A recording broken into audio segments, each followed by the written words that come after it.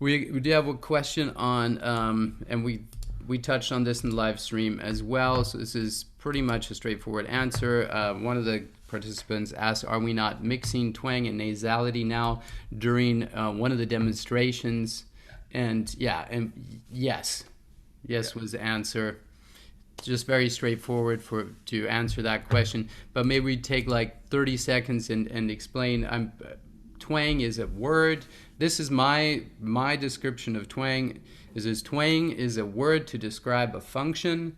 The function is narrowing inside the vocal tract, and that can, according to your methodology, be divided up into the epilaryngeal narrowing in the larynx, pharyngeal narrowing, and even the nasopharynx narrowing.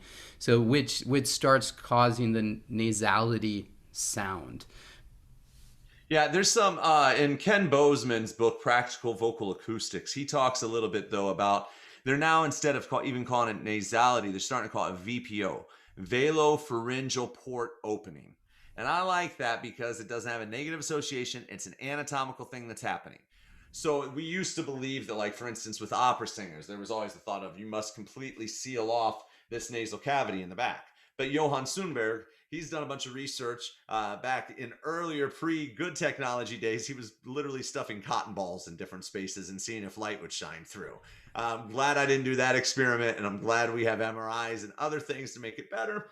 But, you know, he was finding that even world-class opera singers had a slight opening of this velar-pharyngeal port. Yes. Well, what Ken Bozeman talks about is that, again, with getting into that really complicated reactive inertance and the other research that Ingo Titze is doing, that a slight VPO, a slight velar-pharyngeal port opening, relieves a little bit of the pressure of that cycle of air in your vocal tract and may actually make it easier for you to mix. Yes. Thank you. Thank you. Sometimes use a little teeny baby bit of nasality, or if you're really struggling, more of it, to get you to mix, and then we'll take it away. The thing is, in this, you know, in my talk, as I mentioned, that, you know, nasality has such a bad negative connotations that I tend anymore to use twang and then classify it, as you mentioned, nasal twang or oral twang as a term while using the function to get what we want. Yeah. And then getting the student out of that into whatever their voice actually wants to do, and then giving that a name that makes sense to them along the way. But yeah, you know, again, it's like what you said in your talk last week. Let's focus on the function and less on the terms. Yes, yes. I love that. We're all going to have a new VPO address. There you go. No, but because that's exactly my experience.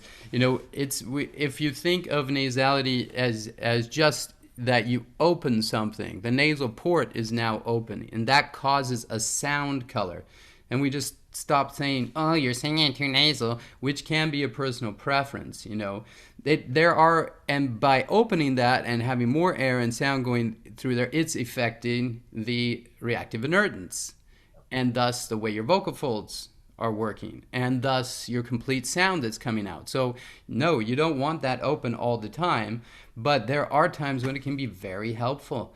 I mean, you just have to think of singers like Bruno Mars or the French pop singers who are using that slight VPO nasal port opening a lot more, and it can be very beneficial. And I agree, it's exactly that. It can lighten the pressure, help you find your mix, and that can be a great tool to find it. But just like Matt said, rein it in. You know, just because you found it, don't go overboard with the exercise again, thinking that's your one solution.